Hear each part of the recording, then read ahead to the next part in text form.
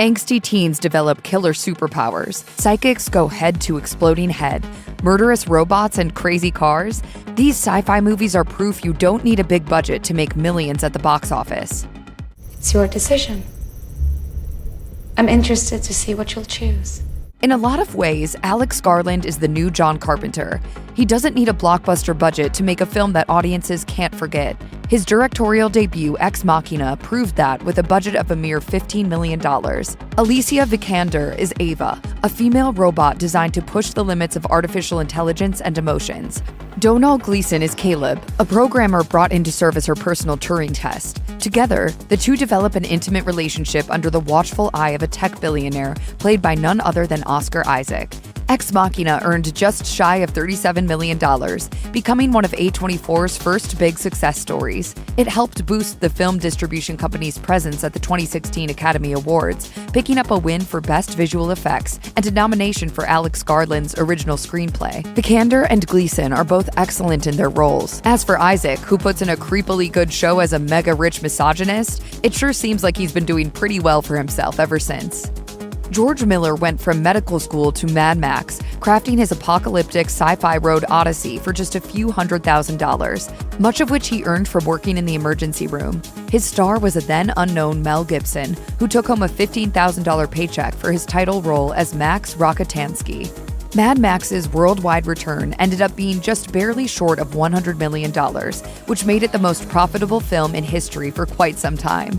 Decades later, we're still in love with Miller's vision of a ruined world where our humanity still matters. Besides Max, the quiet but furious Avenger, and a small cast of baddies that includes Hugh Keays-Byrne as the toe cutter, the cars, chases, and crashes of Mad Max take the spotlight. Miller filmed his high-octane sequences on streets his crew secretly closed off, without permission from officials. The sheer coolness of what he was doing led the local police to end up helping him with road safety. The results are unforgettable. Gibson became a star, and Miller still makes movies his way, or the highway. When you think of The Terminator, you probably think of Arnold Schwarzenegger in CGI-heavy spectacles and over-the-top stunts. While the franchise has been a big-budget juggernaut ever since Judgment Day, the first Terminator film was much more limited in its scope. Giving the original Terminator a rewatch is a reminder that it's a tightly paced movie that feels so much bigger than it really is. It seems impossible that a movie like this could have cost just $6.4 million to make, but it's the truth. You can't do that. Wrong. It's obvious that director James Cameron put his budget into intense scenes and terrifying stop-motion animation that brought the skeletal T-800 to life. Seen primarily in the film's final showdown, the animation was just one part of how Cameron, Schwarzenegger, and effects expert Stan Winston made this cyborg into one of the coolest villains of the last century. The Terminator made $78 million worldwide. It also made pop culture history. David Cronenberg just isn't a big-budget kind of guy. The body horror films that he's most famous for rarely cost more than $15 million, and that includes his iconic version of The Fly. The movie that put Cronenberg on the map for mainstream audiences was 1981's Scanners, a delightfully icky flick that was designed to make heads explode. Made for about $4 million Canadian, the film's worldwide earnings more than tripled that amount with a cool $14 million. That was the jolt Cronenberg's profile needed in the industry, and he was even offered a gig directing Star Wars: Return of the Jedi. With Scanners focusing on a rebellious group of psychics fighting to take down evil corporate masterminds armed with psychics of their own, it's easy to see how Cronenberg ended up on George Lucas's list. Of course, Cronenberg preferred to continue doing things his way. His next film would be the eventual cult classic Videodrome, which only ended up making around $2 million. And his newest effort, Crimes of the Future, seems destined for a similar fate. Cronenberg's films rarely take hold of the box office, but they definitely take hold of our minds. Never underestimate the power of a good car crash.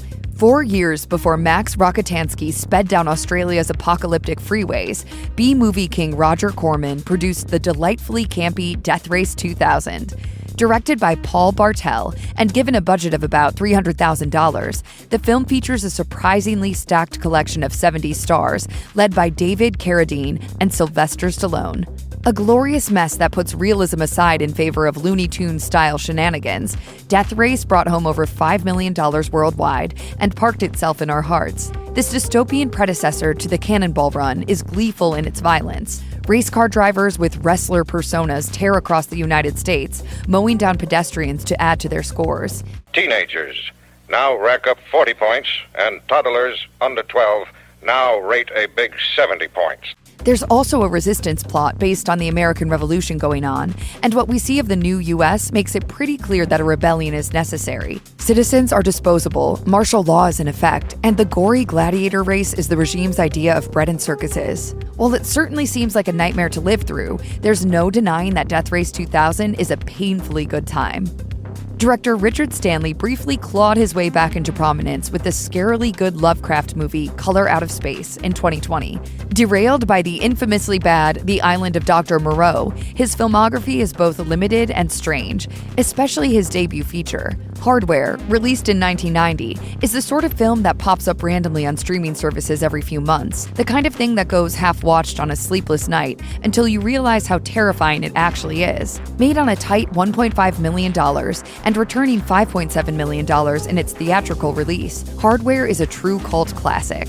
A scrapper finds a trashed robot and brings him back home to sell for parts. Unfortunately, the pile of junk is a top-of-the-line murder robot, and this dystopian future doesn't have much in the way of law enforcement. Throughout the tight 90-minute runtime of Hardware, it's obvious that most of the budget went into making the Mark 13's rampage as gory as humanly possible.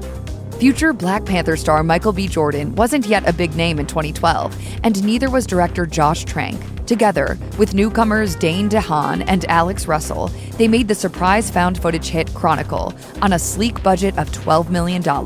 This super-powered coming-of-age film took inspiration from classics like Akira, Carrie, and The Fury, and made $126 million for its trouble.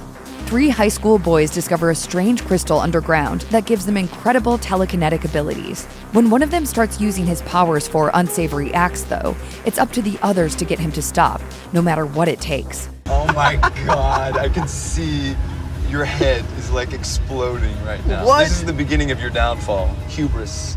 Chronicle features some hard looks at what abuse can do to a young mind. It's hard to blame DeHaan's Andrew for feeling the way he does, but that can't excuse the fury he unleashes on innocent people. A deceptively upbeat film that turns grim and thoughtful in its last act, Chronicle uses its budget for some neat effects and a perfect cast.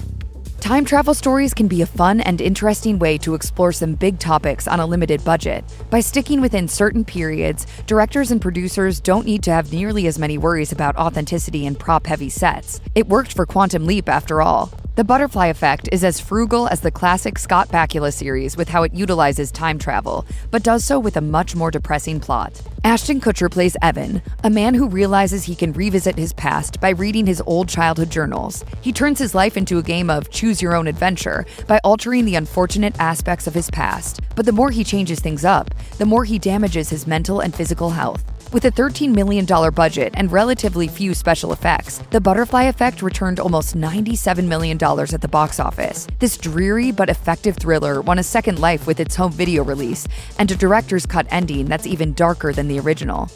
Nature can be the perfect backdrop for a film, full of beautiful color and with enough shadow to help a smart director imply anything they want. The forests and jungles of our world are perfect for everything from thrillers to horror movies. For 2010's Monsters, director Gareth Edwards, his 2-person cast of Scoot McNairy and Whitney Able, and a shoestring film crew roamed Central America's wilderness for 3 weeks. When the shoot wrapped, Edwards went home and worked by himself to piece together the visual effects his story needed. Monsters cost only $500,000 to make, but its worldwide box office return was 10 times that, a cool $5 million. Along with a BAFTA nomination, Gareth Edwards' reward would also include the director's chair for the MonsterVerse reboot of Godzilla. Before the King of the Monsters retook the world, however, Edwards' story of 2 people traversing the wildest quarantined zone since Tarkovsky's Stalker is proof that a great film can still be made with basic resources. Thanks to its found-footage kaiju action and some truly excellent viral marketing, 2008's Cloverfield was a smash hit. Naturally, Paramount Pictures wanted more, but it wasn't clear where the franchise had left to go after the violent destruction of New York City. Eventually, it was decided that the series would take on more of an anthology style. First-time director Dan Trachtenberg was hired to direct a film based on a script called The Cellar, which had been passed around Hollywood as one of the hottest scripts of 2012. It was eventually decided that the film would be folded into the Cloverfield universe, and it was given the new name of 10 Cloverfield Lane. With a budget of around $13 million, this movie spends most of its time up close and personal with a 3-person cast stuck in an underground shelter. Something terrible is happening outside, but John Goodman, in his scariest role to date as the doomsday prepper Howard, won't let anyone out to figure out the truth, or let anyone in to help them survive. People are strange creatures. You can't always convince them that safety is in their own best interest. With a controversial twist that's as good as anything the Twilight Zone has to offer, 10 Cloverfield Lane brought $110 million back home to its creepy concrete bunker. With a budget of $30 million, District 9 pushes the boundaries of what can reasonably be considered a small-budget film. Regardless, this South African production with a little-known director and a cast of unknowns blew up expectations worldwide.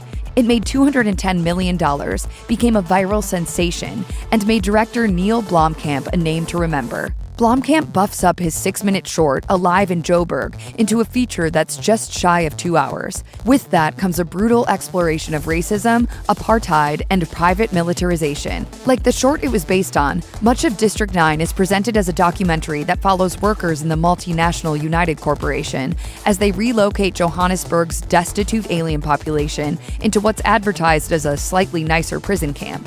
Charlton Copley, starring as the cowardly Wikus van der Merwe, is gruesomely forced to realize what it's like to be on the other side of the fence. District 9 looks fantastic for its budget, with its alien protagonists feeling more real and empathetic than the mercenaries that hunt them. While Blomkamp's future films ended up being given greater budgets, there's a certain charm to his debut feature's more limited scope.